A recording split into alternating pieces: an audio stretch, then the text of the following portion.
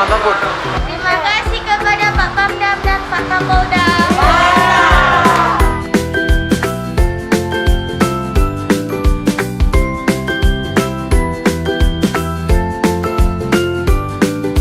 Terima kasih kepada kelas Dikti Hanaraki.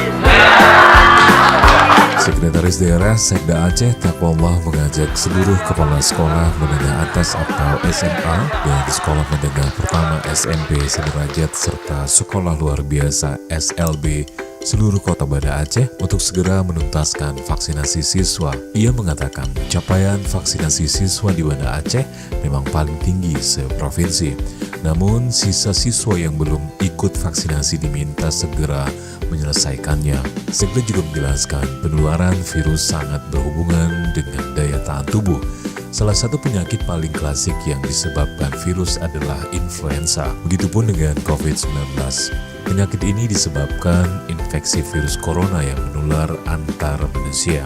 Sekda juga mengatakan sebagian besar orang yang meninggal akibat infeksi COVID-19 paru-parunya telah digerogoti oleh virus corona.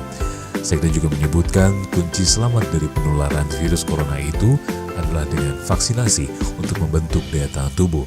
Di samping tetap memakai masker dan menjaga jarak.